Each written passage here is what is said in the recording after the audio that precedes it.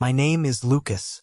I am 28 years old, and just 2 months ago, I was lying flat on my back in a sterile hospital bed while my stepfather stood over me, screaming that I was a parasite, before he altered the course of our lives with a single violent choice.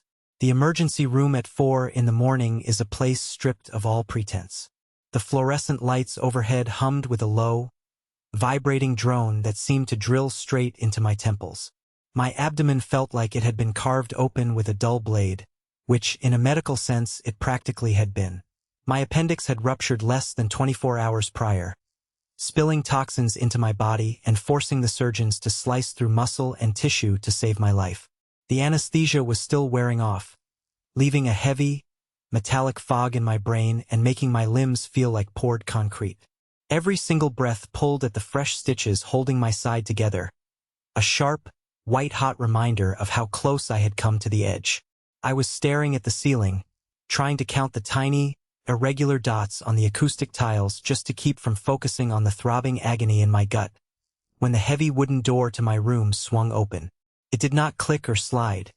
It banged against the rubber wall guard. I expected to see my mother, Helen. I expected her tired, worried eyes and her soft voice asking if I needed more ice chips. Instead, the frame was filled by Julian, my stepfather.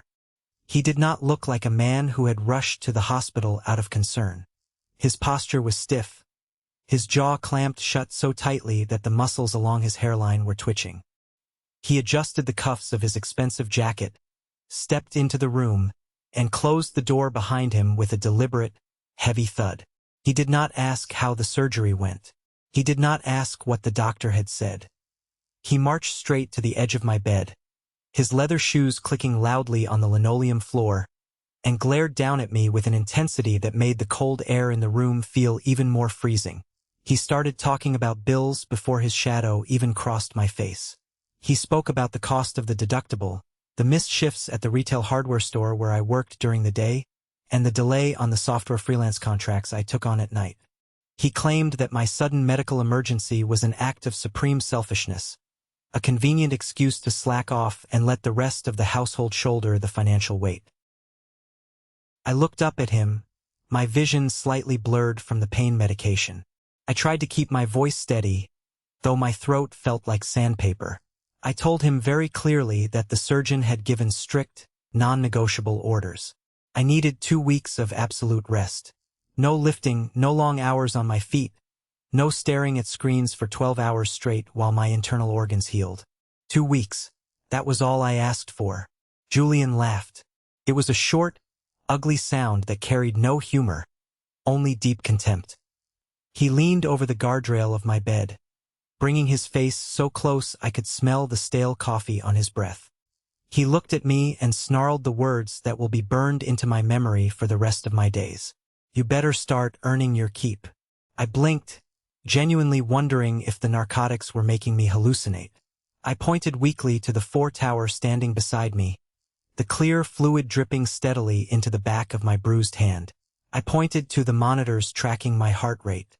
I told him again, softer this time, that I physically could not do it. I could barely sit up on my own.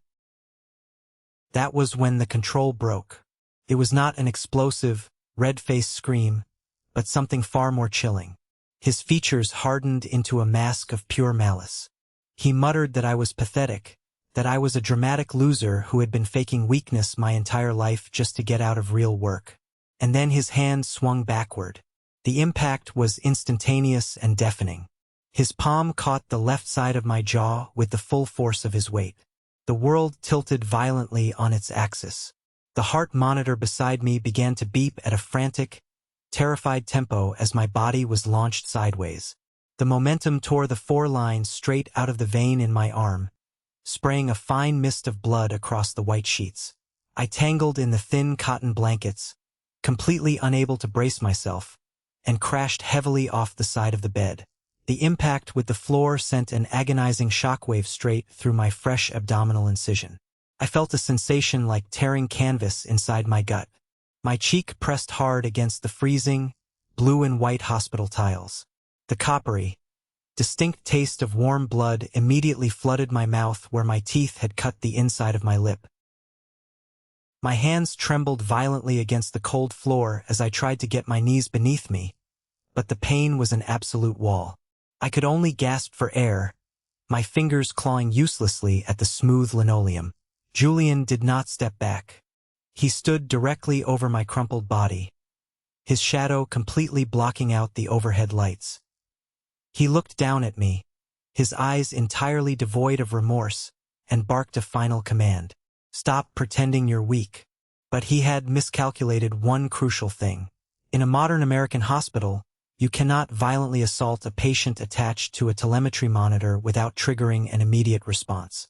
The sudden spike in my heart rate and the disconnection of the foreline had sent an emergency alert directly to the nurses' station down the hall. Before Julian could even reach down to grab my shirt, the heavy wooden door burst open for the second time. 3 nurses rushed into the room, followed immediately by 2 armed hospital security guards who had been patrolling the hallway. The scene they encountered was nothing short of horrific. I was on the floor, bleeding from my arm and my mouth, clutching my stomach while my hospital gown stained a deep, dark red. Julian was standing over me, his hands still raised, his face caught in an expression of brutal anger. The nurses gasped, one of them instantly dropping to her knees beside me, her hands gentle but her voice incredibly tight with a rage she was trying to suppress. The 2 security guards did not hesitate. They slammed Julian against the metal medical cabinet on the far wall, his expensive watch ringing loudly against the steel as they forced his arms behind his back. Within 3 minutes, 2 local police officers who were downstairs in the emergency bay arrived in the room. They took one look at the overturned first stand, the blood on the tiles, and the sheer terror in my eyes, and they realized exactly what had happened. Julian started talking incredibly fast. The cold, brutal mask vanished, replaced instantly by that thin, slippery, salesman smile he used whenever a situation slipped out of his control. He told the officers it was a misunderstanding. He claimed I had become disoriented from the pain meds, that I had tried to attack him, and that he was merely trying to restrain me for my own safety. He smiled, he nodded, he used his most polite, cooperative tone. I lay there on the cold tiles, feeling the nurse press a warm wad of gauze against my bleeding arm, and I watched him lie. I watched him attempt to twist reality right in front of the badges and the uniforms. And in that exact moment, as the pain threatened to black out my vision, something inside my chest hardened into solid ice. That slap was not a temporary loss of temper. It was a complete declaration of war. For the first time in the 5 years he had been in our lives, I saw Julian with absolute unfiltered clarity. I understood exactly what he was capable of, and the sheer scale of the danger my mother and I were truly in. I thought that hospital room was the absolute rock bottom of my existence. I thought a physical assault while recovering from major surgery was the worst thing a person could endure from someone who claimed to be family. But as the police officers marched Julian out of the room in handcuffs, I had no idea that the real betrayal had started long before that hand ever touched my face. The slap was just the visible symptom of a much larger, much darker rot that was quietly consuming everything my father had left behind. To truly understand how a monster like Julian managed to plant his feet inside our home, you have to go back to the year my real father died. My dad was a contractor.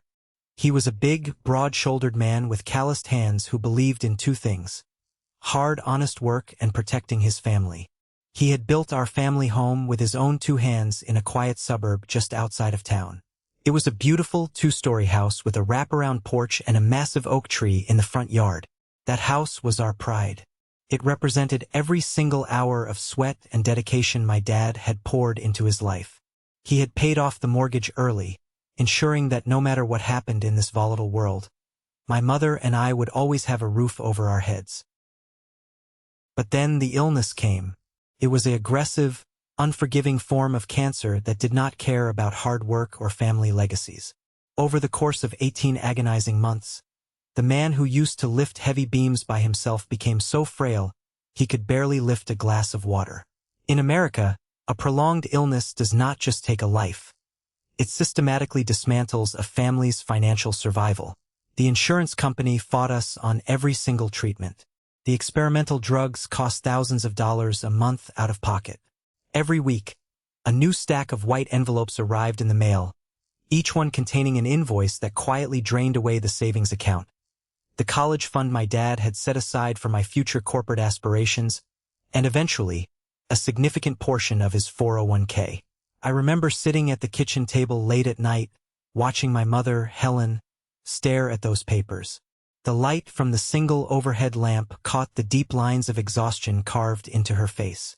She looked so small, her shoulders bending a little lower with each passing month under the weight of numbers she could no longer argue with. When my dad finally passed away, the silence in the house was deafening.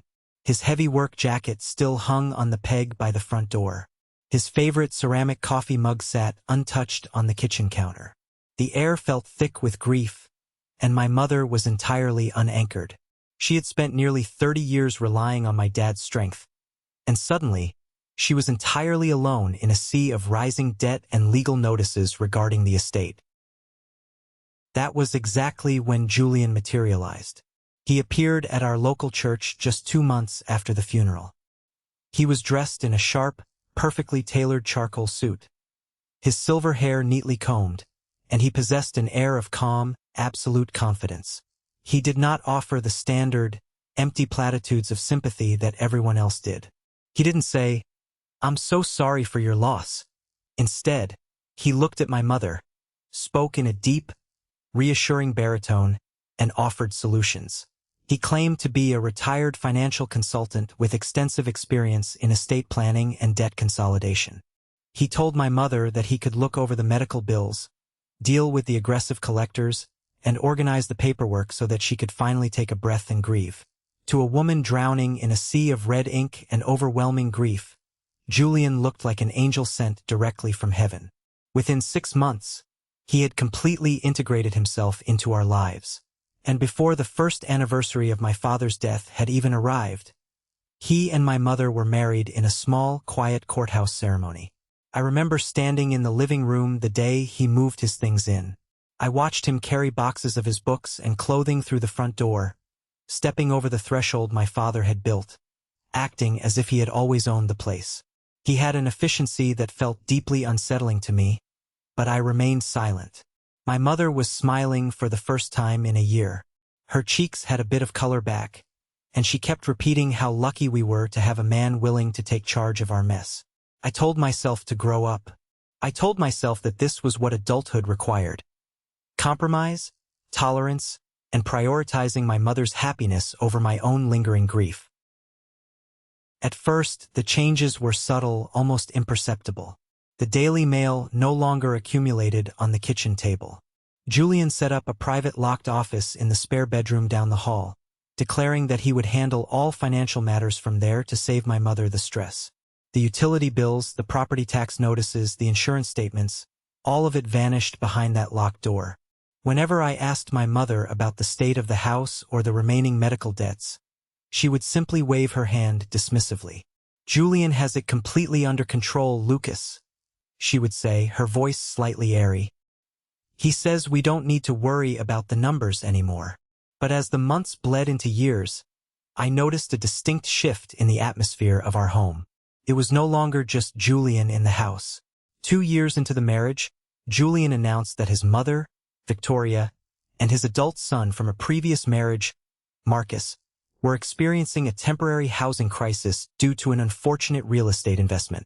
He insisted, with that same smooth, unyielding authority, that family must support family. Victoria was an older woman with sharp, calculating eyes and a permanent scowl that she hid behind heavy makeup and expensive pearl necklaces. Marcus was 24, an incredibly arrogant, loud-mouthed individual who had never held a job for more than 3 consecutive months. Yet, within weeks of moving into our home, Marcus was driving a brand-new, jet-black Porsche. He parked it right in the center of the driveway, completely blocking my old, dented pickup truck. When I asked Julian how an unemployed 24-year-old could afford a luxury German sports car, Julian simply glared at me. "Marcus is involved in high-level digital assets, Lucas," he said coldly. "He is building a future." You would do well to focus on your own meager salary instead of envying your brother's success. My mother did not object to any of this. In fact, she was changing rapidly, and it terrified me. The vibrant, sharp woman who used to manage the books for my dad's construction business was fading away. She began to lose her train of thought in the middle of sentences. She would walk into the kitchen, turn on the gas stove, and then stand there staring at the flame, completely unable to remember why she had walked into the room. She lost her glasses 3 times a day. She forgot the names of neighbors she had known for decades. Whenever I tried to bring her cognitive decline up to Julian, he would brush it off with a casual, dismissive wave. It's just delayed grief and early onset stress, Lucas. He would tell me, his voice smooth as oil. The doctor says she just needs rest and proper nutrition. Every single morning, without fail, Julian would stand at the kitchen counter and line up a series of pills, 3 large vitamins and a small white capsule, neatly next to a glass of water. He would call my mother into the room, his eyes fixed intently on her face, and he would watch her with a bizarre, unblinking focus until she swallowed every single one of them. "Good girl, Helen," he would murmur, patting her cheek. "This is exactly what keeps you stable." I kept my mouth shut. I poured all of my anxiety into my work. I woke up at 5 in the morning to open the hardware store, worked a full 8-hour shift on the concrete floor, and then came home to lock myself in my bedroom, coding software architecture for freelance clients until my eyes burned and the sun began to rise. I paid $500 a month in rent directly to Julian to live in my own childhood bedroom, an arrangement he insisted upon to teach me financial responsibility. I tolerated the constant snide remarks from Marcus about my retail uniform. I tolerated the cold, elitist attitude of Victoria, who treated me like a hired servant in the house my father had built. I told myself that as long as my mother was safe, as long as the lights stayed on and the house remained in her name, I could bear any amount of disrespect. Then my appendix ruptured. The pain hit me like a physical punch to the liver while I was washing my hands in the bathroom after a late-night coding session. Within 2 hours, I was in an ambulance. Within 4, I was under the knife. And within 24 hours, I found myself bleeding on the floor of a hospital room, realizing that the family my mother had married into did not view me as a son, or a brother, or even a human being. They viewed me as an obstacle. And as I lay there watching the police drag Julian out, I realized the ultimate truth. An obstacle is something you don't just ignore. It is something you systematically destroy. I was discharged from the hospital 36 hours later. The ride home in the back of a local taxi cab was excruciating. Every pothole on the asphalt felt like a fresh tear in my abdomen. When I walked through the front door, clutching a small pillow against my stomach to brace against the pain, the house felt entirely different. It was quiet, but it was a tense, suffocating kind of quiet. Julian was already back. His high-priced lawyer had managed to get him released on a low personal recognizance bond within hours of the arrest, arguing that it was a simple domestic dispute between an overstressed father and a medical patient suffering from narcotic-induced paranoia. When I entered the living room, Julian was sitting in my father's old leather armchair, calmly reading the morning paper. He did not look up. He did not acknowledge my presence. Marcus was standing by the window, tossing his Porsche keys from hand to hand. A smug, mocking grin plastered across his face. My mother hovered in the hallway behind them. She looked terrified, her hands half raised as if she wanted to reach out and hug me, but her eyes kept darting toward Julian like a beaten animal checking the position of its master. "Lucas," she whispered, her voice trembling. "You shouldn't have caused such a scene at the hospital. Julian was only trying to help us manage the budget. You know how expensive things are." I looked at her, and my heart broke into 1,000 pieces. She was defending the man who had just left her son bleeding on a hospital floor. The mental fog around her was thicker than ever. She looked entirely detached from reality, her skin pale and her eyes glassy. I didn't argue. I didn't yell. I remembered the cold clarity that had settled into my bones at the hospital.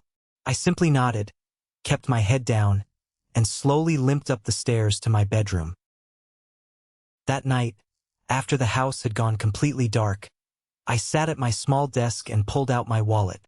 Hidden behind my driver's license was a small, folded white business card. It was the card Nurse Clara had slipped into my discharge paperwork while Julian was arguing with the hospital staff downstairs. Written on the back in hurried, elegant handwriting was a simple website URL and a single phrase: "Look closer at the assets." I opened my laptop, set the screen brightness to its lowest level, and typed in the web address. It led to a secure, private forum and database dedicated to exposing financial abuse, medical manipulation, and elder exploitation. It was a network run by legal support professionals, private investigators, and survivors of systemic fraud. I sat in the dark, the light from the laptop screen reflecting off the white walls of my room, and I started typing Julian's name into every public record archive, court docket, and background check engine I could access through the network's tools. What I found over the next 4 hours made my stomach turn completely inside out. Julian was not a retired financial consultant from Chicago, as he had told my mother. He was a professional predatory con artist whose entire livelihood was built on the deliberate ruin of vulnerable people. Over the past 15 years, he had operated under 3 slightly different variations of his name across 4 different states. The pattern was identical, executed with a terrifying mathematical precision. He would target recently widowed women with substantial real estate equity or life insurance payouts. He would present himself as a charming, competent savior, marry them within a year, and immediately assume total control of their finances. And then the sudden illnesses would begin. In Ohio, his first wife had suffered a massive, debilitating stroke just 18 months after their wedding, leaving her completely nonverbal. While she was confined to a long-term care facility, Julian utilized a full power of attorney to liquidate her entire inheritance, sell her family home, and disappear with over $400,000 before her children even realized what had happened. In Indiana, the second wife had developed severe, unexplained cognitive dementia, leading to a hurried divorce settlement where Julian walked away with 90% of her marital assets, leaving her penniless and reliant on state aid. I leaned back in my chair, my knuckles turning completely white as I gripped the edge of my desk. This was not a family dynamic. This was a long-term, calculated criminal operation. I opened the secure messaging portal on the network and sent a single, carefully worded message to an account listed as a primary contact for the Indiana case. I didn't use hyperbole. I didn't demand vengeance.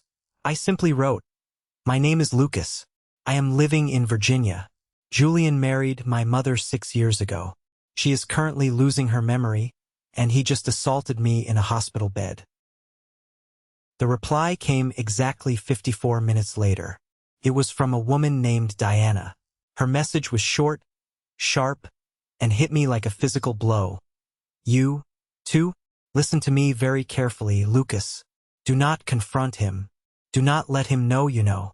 He will accelerate the timeline." My hands shook as I flipped through the pages, but my mind was suddenly sharp, operating with the cold logic of a data programmer. There it was, printed in clean, black ink on legal-sized paper. A massive supplemental life insurance policy taken out in my mother's name just 14 months ago. The payout figure was staggering, $500,000, with an additional clause that doubled the indemnity in the event of accidental death or sudden medical failure. The primary beneficiary was not me. It was not a trust set up for her long-term care. It was Julian. But it was the next document in the stack that truly made the blood freeze in my veins. It was a newly drafted and signed document titled Absolute and Irrevocable Power of Attorney. It was a legal instrument that, once signed by my mother, would give Julian total, unrestricted authority to sell our family house, liquidate her remaining banking assets, sign legal contracts on her behalf, and place her into a permanent psychiatric care facility without any consent from her biological family. The date typed at the bottom of the signature page was scheduled for the upcoming Thursday, less than 5 days away. I heard a floorboard creak in the hallway outside.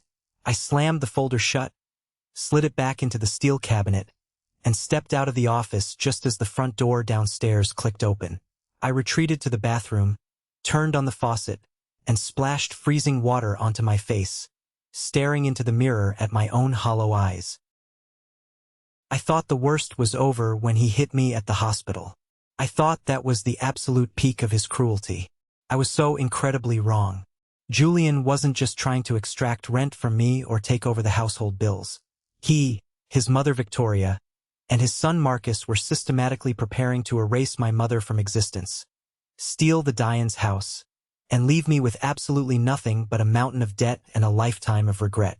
They had done it before, and they were fully convinced they were about to do it again. The secret to winning a war against a professional predator is to let them believe they have already won. For the next 3 days, I became a ghost in my own home. I changed my entire behavior. I stopped looking Julian in the eye. I stopped asking questions about the mail, the finances, or the household expenses. When Marcus deliberately parked his Porsche so close to my truck that I had to climb through the passenger side door just to get in, I didn't say a single word. I simply bowed my head, kept my gaze fixed on the ground, and went about my day. Julian loved it. I could see the visible relaxation in his shoulders every time I entered the room. He mistook my absolute silence for total, unconditional surrender. He assumed that the violent blow at the hospital had broken my spirit, that I was just another weak, intimidated boy who would stand aside while he finished his work. But behind that mask of submission, my mind was operating at a frantic, hyper-focused pace. I spent every night awake, communicating through the secure network with Diana and a legal support expert named Sarah, who had helped map out Julian's previous criminal patterns. We began to build an ironclad, airtight case that would stand up in a federal court of law, not just a local small claims dispute. The final piece of confirmation came on Tuesday afternoon from a source closer to home. Our next-door neighbor's daughter, Sonia, was a licensed clinical pharmacist who worked at the regional medical center. She had been visiting her mother over the weekend and had noticed my mother's severe, rapid cognitive decline while they were talking over the garden fence. Sonia stopped by our house under the casual excuse of bringing over a container of homemade chicken soup for my recovery. Julian was in the kitchen, preparing a morning fruit smoothie for my mother. Sonia stood quietly near the kitchen island, pretending to text on her phone, but her sharp eyes were fixed entirely on Julian's hands. She watched with absolute precision as Julian reached into the back of the pantry, pulled out an unmarked, amber plastic prescription bottle, and tipped a fine, white crystalline powder into the blender before mixing it with the fruit. Later that evening, while Julian and Marcus were out at a local steakhouse celebrating what they clearly thought was their impending financial windfall, Sonia met me secretly at the edge of our property line, beneath the shadow of the old oak tree. Her face was incredibly pale under the streetlights. "Lucas, that isn't a vitamin," Sonia whispered, her hand gripping my forearm with intense force. "I checked the physical symptoms your mother has been showing, the short-term memory loss, the hand tremors, the extreme pupillary dilation after breakfast. Based on what I saw him mix into that blender, he is administering high, unregulated doses of a potent neurological sedative combined with an anti-anxiety medication. In an older adult, that specific combination completely mimics the advanced stages of aggressive dementia. It destroys their capacity to understand legal documents. Lucas, he is chemically incapacitating her. Can you prove it?" I asked, my voice deadly quiet, devoid of all emotion. "I can't run an official forensic lab report without a blood draw, but if you can get me a direct sample of that powder from the pantry, I can have a colleague run a qualitative analysis by tomorrow morning," she replied. I shook my head slowly. No more amateur risks. If he notices even a gram of that powder missing, he'll pull her out of this house before the week is up. We wait for him to make the definitive legal move. That move came exactly 24 hours later. On Wednesday evening, Julian entered the dining room carrying a thick, black leather folder under his arm. He looked like a man who had just won a major real estate lawsuit. His smile was wide, expansive, and entirely confident. Victoria followed him into the room, sitting at the head of the table like a queen preparing to witness a coronation, while Marcus leaned against the doorway, recording a video on his phone under the pretense of capturing a beautiful family milestone. My mother was seated at the table, her hands trembling slightly as she stared at the empty placemat in front of her. She looked completely lost in the fog, her eyes struggling to focus on Julian as he opened the folder and laid the absolute and irrevocable power of attorney document directly in front of her. "Helen, sweetheart," Julian said, his voice dripping with an artificial, sickening sweetness. "Our family attorney, Mr. Harrison, reviewed the estate papers today. He highly recommends that we finalize these signatures tonight. It's just a standard, temporary protective measure for the real estate and the accounts, just in case your health continues to decline. It will ensure that Marcus and I can protect you without any unnecessary bureaucratic red tape." Julian froze. His hand stayed pressed against my mother's shoulder, his fingers tightening for a brief second until his knuckles turned yellow. He turned his head slowly, his sharp eyes drilling into mine, searching for any sign of defiance, any hint of the trap I was quietly laying. But I gave him absolutely nothing. I stood there looking like the same broken, terrified retail clerk he had slapped onto a hospital floor 3 days prior. I even forced a slight, submissive nod of my head. Marcus laughed from the doorway, a loud, obnoxious sound. "The kid actually has a point for once, Dad. Let's do it up big. Invite Harrison, get some high-end catering, and make it official. It gives us a few more days to organize the transfer accounts anyway." Julian stared at me for 3 more agonizing seconds before his slippery, arrogant smile crept back onto his face. He lifted his hand off my mother's shoulder and pulled the leather folder back toward his chest. "Very well, Lucas," Julian said, his voice laced with a cold, triumphant satisfaction. "We will schedule the formal signing for next week. I am glad to see that you have finally learned your place in this household. It shows a maturity that I honestly did not think you possessed." "Thank you, Julian," I said softly, bowing my head. "I'm just trying to think about the family's future." He had no idea. He truly had absolutely no idea. As I turned around and walked back to my room, listening to Marcus boast about the modifications he was going to make to his Porsche using our family equity, I felt a sensation of pure, unadulterated focus settle over my soul. Julian thought he had just bought himself a week to finalize his theft. What he didn't realize was that he had just handed me the exact timeline I needed to coordinate with Diana, Sarah, the Regional Medical Board, and the State Police Fraud Division. That 1 week was going to be the absolute undoing of his entire life. The stage was officially set, the players were all in their positions, and Julian was walking into the slaughterhouse completely convinced he was about to inherit the throne. The psychological landscape of a career con artist is a deeply fascinating, fundamentally broken, and terrifyingly complex thing. When a man like Julian spends over 15 years successfully dismantling the lives of vulnerable widows across multiple state lines, he does not just build a bank account. He builds a profound, blinding sense of intellectual superiority. He begins to view the world through a distorted lens where every other human being in his orbit is just a chess piece waiting to be manipulated, a resource waiting to be extracted, or an obstacle waiting to be crushed. He looks at an ordinary person, an exhausted 28-year-old retail worker who is still actively wincing from the fresh, painful stitches of an emergency appendectomy, and he sees an absolute zero. He sees a non-entity. He sees someone who poses absolutely no threat to his grand, luxurious designs. And that specific toxic arrogance, that unshakable belief in his own invincibility, is the exact rope I used to hang him. By Monday evening, roughly 48 hours before the scheduled dinner, my father's house was buzzing with a bizarre, sickeningly celebratory energy. Julian had decided to go all out for this upcoming event.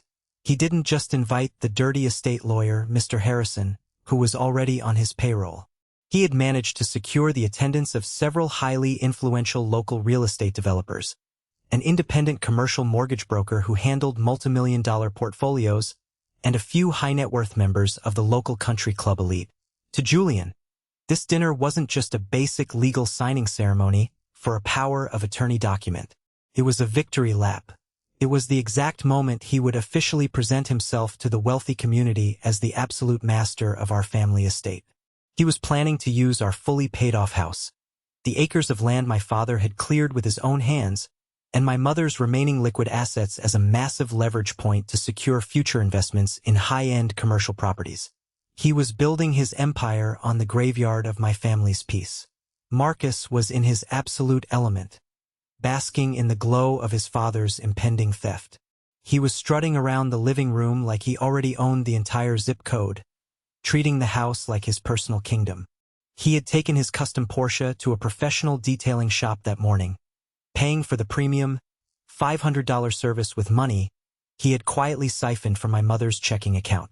The car now sat gleaming under the driveway security lights like a dark, metallic monument to his unearned privilege. He spent hours pacing the hardwood floors on his smartphone, his voice echoing through the high ceilings as he loudly discussed wire transfers, offshore inheritance structures, and luxury real estate acquisitions with his shady associates. He was entirely unbothered. Victoria, Julian's mother, was equally insufferable, perhaps even worse because she wrapped her cruelty in a thin veneer of high society etiquette.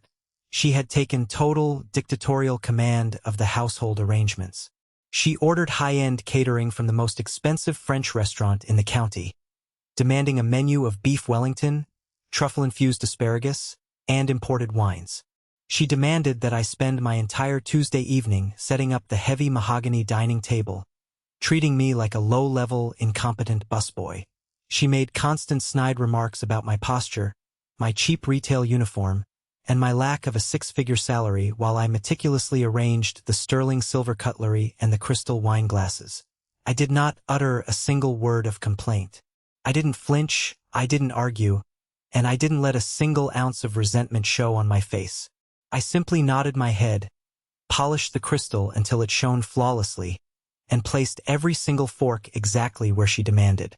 Every single insult they threw at me, every condescending laugh, every demand to fetch them water, was just extra fuel for the roaring fire that was quietly building inside my chest. I wanted them completely relaxed. I wanted them to feel so incredibly secure, so utterly dominant, that they would never even think to check for the small, high-definition hidden audio and video equipment I was systematically installing throughout the dining room late at night. I spent the early hours of Wednesday morning crawling under the floorboards and behind the heavy drapes, running wires and securing microcameras while they slept comfortably in their beds, dreaming of the money they were about to steal. My mother, Helen, was kept in a state of near-total chemical sedation during this entire preparation period. Julian had subtly increased her morning medication dosage, ensuring that she remained completely malleable, compliant, and detached from the horrifying reality of what was happening around her. She sat in the living room armchair for hours, staring blankly out the window at the old oak tree, her hands trembling slightly in her lap. Whenever she tried to speak, her sentences would drift off into a hollow, confused whisper. Her memories of my father, of our family history, were fading rapidly behind the toxic fog Julian was forcing down her throat every single day. Seeing her like that, stripped of her dignity and her sharp mind, broke my heart into 1,000 pieces, but it also hardened my resolve into absolute diamond. On Tuesday night, I locked myself in my bedroom. Chief Thomas leaned forward, his face serious and resolute, the harsh light of his office illuminating the determination in his eyes. We have the full warrant signed by a federal judge, Lucas. The wire fraud data you pulled from Marcus's local server gives us enough probable cause to execute a full, immediate seizure of their digital devices and bank accounts. The toxicology report blueprint from your pharmacist neighbor gives us the medical leverage we need for a felony endangerment charge. We are fully staged, our tactical units are briefed, and we are ready to move on your exact signal. The dinner is set for 7 o'clock on Wednesday evening, I told them, my fingers typing rapidly on my keyboard to synchronize our digital timelines and share the live feed links to the hidden cameras. Julian has invited a dozen influential local figures. He wants a massive audience to witness my mother signing over the power of attorney. He wants to legitimize his theft in front of the entire wealthy community. That is perfect, the financial investigator muttered, a cold, satisfied smile crossing his lips. Let him gather his audience. Let him build his stage. The higher he climbs, the harder he is going to fall. We will be positioned 2 blocks down the street in unmarked vehicles. The exact moment the legal document is presented and the pen is in her hand, you trigger the silent alarm on your phone. When I closed my laptop that night, I didn't sleep a single wink. The pain from my surgical stitches was still a dull, throbbing ache radiating through my abdomen, but my mind was completely on fire with adrenaline and absolute focus. I walked to my bedroom window and looked out at the driveway, watching the moonlight reflect off Marcus's ridiculous sports car. For 5 long years, these 3 parasites had occupied my father's house. They had systematically erased his memory, drained his hard-earned savings, and treated his remaining family like disposable garbage. They believed that because they wore expensive tailored suits and spoke in smooth corporate jargon, they were inherently superior to the honest, hard-working people they preyed upon. They truly believed that a retail worker could never outsmart them. They were about to learn the most expensive, devastating lesson of their entire miserable lives. Wednesday evening arrived with an oppressive, suffocating heat that hung heavily over the entire Virginia suburb, the kind of heavy, still air that always precedes a massive thunderstorm. By 6:30, the wide driveway of our family home was completely filled with an array of luxury vehicles. There were sleek BMW sedans, massive Mercedes SUVs, and right in the absolute center, Marcus's black Porsche, positioned deliberately to show off his supposed wealth. The house was filled with the sound of clinking crystal glasses, smooth, pretentious jazz playing softly through the expensive smart speakers, and the loud, boisterous laughter of wealthy men discussing real estate market trends, interest rates, and corporate mergers. Julian stood at the center of the living room, wearing a tailored charcoal suit that cost more than my entire annual retail salary. He held a glass of top-shelf scotch in his hand, holding court with the local developers, carrying himself with the absolute arrogance of a king who was merely moments away from his official coronation. Attorney Harrison stood right beside him, a slick, greasy man with a heavy leather briefcase tucked firmly under his arm, whispering inside jokes into Julian's ear and laughing loudly at all of his comments. At exactly 7:15, Victoria rang a small silver bell and announced that dinner was served. The guests filed slowly into the formal dining room, taking their assigned seats around the massive mahogany table I had spent hours preparing. My mother was guided carefully to the head of the table by Julian. She looked completely lost. Her face was incredibly pale, her skin almost translucent, and her eyes were glassy and unfocused under the bright light of the crystal chandelier. I stood quietly in the corner of the room, completely camouflaged in the shadows of the kitchen doorway, wearing my standard, unassuming white button-down shirt. Marcus looked over at me from his seat, raising his expensive wine glass with a mocking, triumphant wink. He thought I was there to serve them. He thought I was the ultimate, defeated symbol of his father's magnificent victory. He took a long sip of his wine, completely oblivious to the fact that his entire life was about to implode. After the extravagant main course of steak and asparagus was cleared away by the hired catering staff, the tension in the room shifted. Julian stood up at the head of the table. He tapped his crystal glass with a silver spoon, a sharp, ringing sound that immediately commanded the attention of the entire room. The conversations instantly died down, the clinking of silverware stopped, and all eyes turned respectfully toward him. My dear friends, colleagues, and distinguished guests, Julian began, his voice projecting with that smooth, theatrical baritone that had fooled so many vulnerable people before. Thank you all for joining us tonight. This house has always been a sanctuary of deep family values.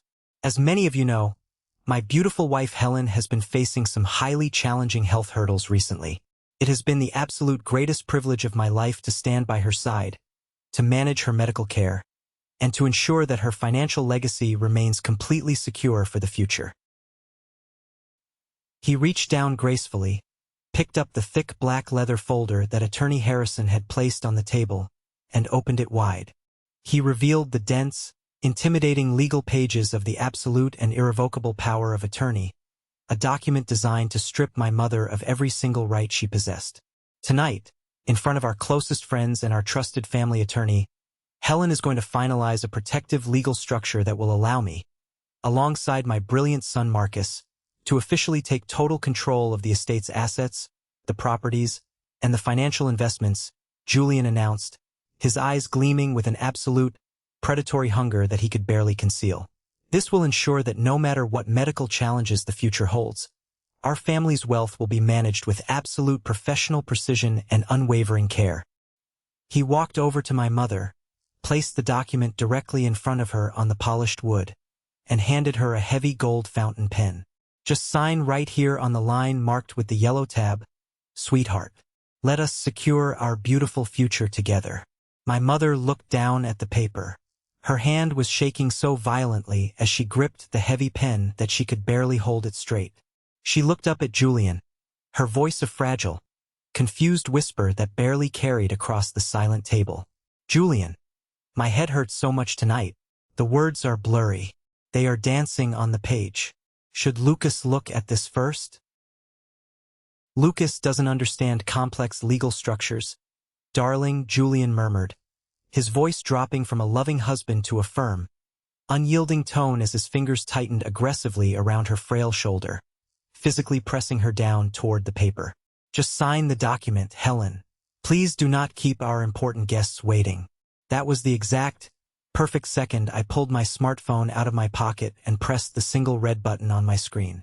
"Actually, Julian," I said, my voice cutting through the silent dining room like a cracked whip, loud and unwavering.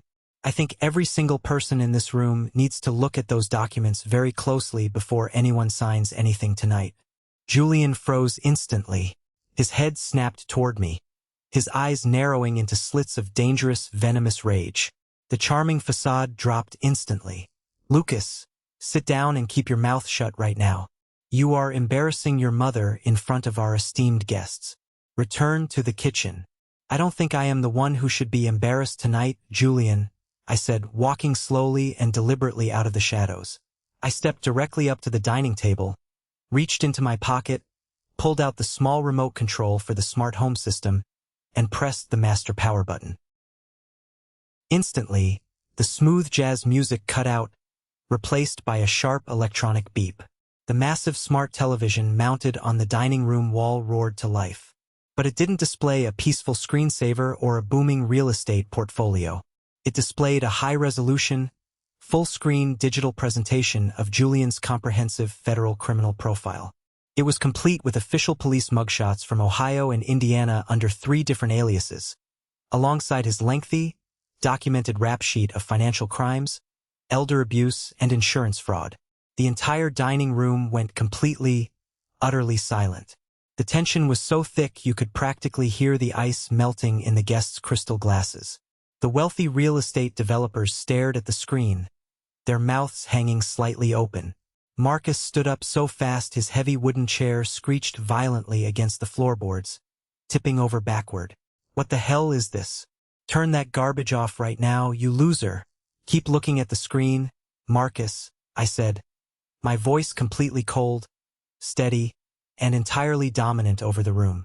The screen shifted automatically to the next slide. It showed a clear, side-by-side comparison of the forged bank wire transfers Marcus had authorized just 2 months prior. It was complete with his unique digital IP address signature, the exact timestamps, and the routing numbers showing exactly how he had drained $60,000 from my father's old business account to pay for the custom exhaust system and the premium leather interior of his sports car. But the final slide was the one that completely broke the entire room. It was the official, certified laboratory forensic report from the Regional Medical Center, signed and stamped by the chief toxicologist. It detailed the exact chemical composition of the severe sedative powder Julian had been slipping into my mother's food every single morning.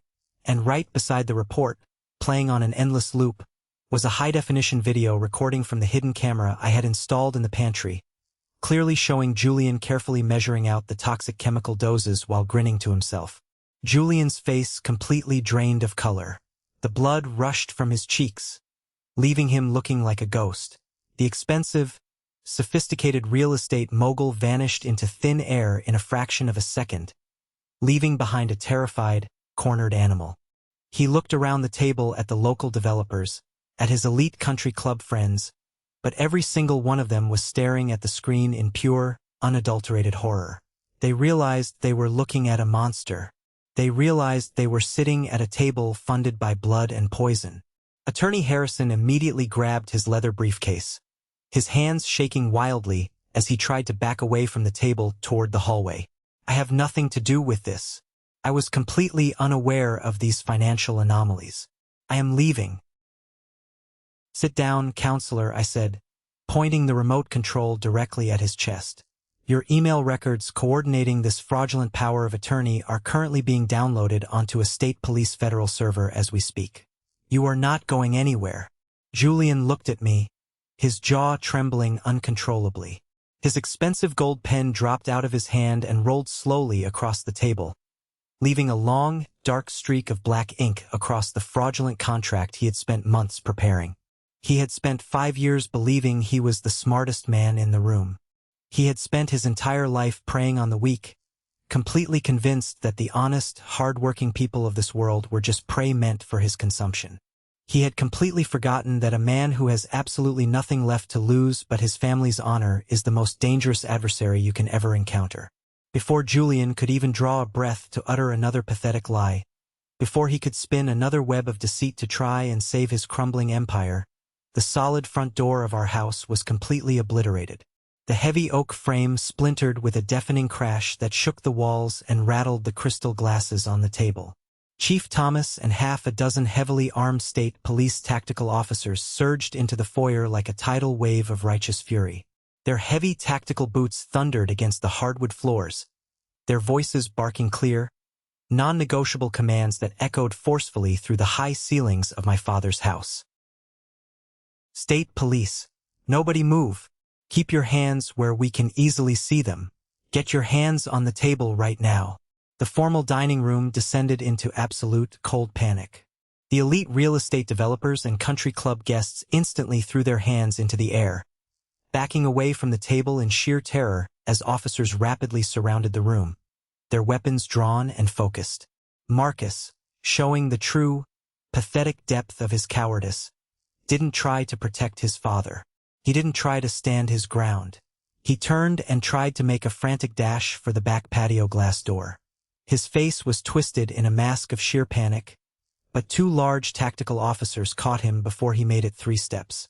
They tackled him hard, slamming him face first onto the expensive Persian rug, pinning his arms tightly behind his back and loudly clicking the heavy steel handcuffs around his wrists. His precious Porsche keys slipped from his trembling fingers, clinking uselessly against the floorboards, sliding out of his reach forever. Julian didn't even try to run. He knew it was over. He stood completely frozen at the head of the table, his arms raised slowly in the air. His entire body was trembling violently as Chief Thomas walked directly up to him.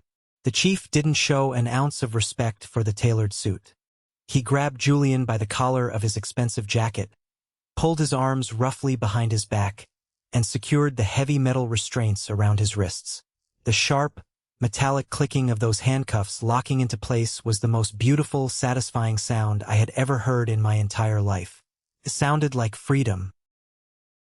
Julian Miller, also known as Julian Vance, also known as Julian Roberts, Chief Thomas read from a laminated card, his voice hard and unforgiving as stone, cutting through the whimpering of the guests.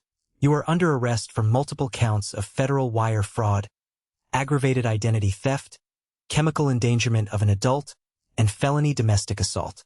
You have the right to remain silent, and considering the evidence we just watched on that television, I highly suggest you start using it immediately. Victoria began to scream from her corner seat. Her voice was a high-pitched, hysterical shriek that pierced the room as evidence officers began to systematically bag the digital devices, the ledger books, the laptops, and the black leather folder from the dining table. You cannot do this. Do you have any idea who we are? This is an absolute outrage. My son is a legitimate businessman. He was just trying to help this ungrateful, pathetic family. We belong to the country club. Shut up, Victoria, I said, my voice completely calm but carrying enough weight to shut her up instantly. I walked calmly over to my mother, gently pulling her away from the table, and wrapped a warm, thick blanket around her shaking shoulders to shield her from the chaos of the raid. As the officers began to march Julian out of the room, shoving him forward, he turned his head to look back at me. The slippery, arrogant smile he had worn for 5 years, the mask of the wealthy savior, was completely gone, replaced by an expression of pure, desperate panic. He looked incredibly small. He looked ancient. He looked exactly like the pathetic, hollow fraud he had always been underneath those expensive tailored suits. "Lucas, please," he stammered, his voice dropping to a pathetic, desperate whisper as the officers dragged him toward the ruined doorway, his shoes scuffing against the wood. "Let us just talk about this for a moment. Please, we are a family. Families handle these things privately. Think about your mother's reputation in the community. We can fix the bank accounts. I can give you a massive share of the real estate investments. I'll give you everything. Just tell the police chief it was a huge misunderstanding. I will leave and never come back." I stopped what I was doing. I stood directly in front of him, close enough to smell the nervous sweat breaking through his expensive cologne, and looked him dead in his terrified eyes. I didn't raise my voice. I didn't yell or scream or give him the satisfaction of seeing my anger. I spoke with the absolute, quiet authority of a man who had completely reclaimed his life and his home. "The truth does not need protecting, Julian," I said, my voice echoing clearly through the crowded room so every single one of his wealthy friends could hear it. "And you are not my family. You never were. You are just a thief who made the fatal mistake of stepping into my father's house and thinking you could break his son." As they led him out the front door, the entire neighborhood was brightly illuminated by the flashing red and blue lights of half a dozen police cruisers, federal transport vans, and ambulance units. The neighbors, including Mrs. Beatrice and her daughter Sonia, stood safely on their manicured lawns, watching in absolute silence as Julian, Marcus, and Victoria were packed forcefully into the backs of separate transport vehicles. The reign of terror was over, and then another car pulled up to the curb. A woman stepped out holding a small silver case. It was Valerie, Julian's second ex-wife from Indiana. I had coordinated with Diana and the investigative team to fly her in for this exact moment.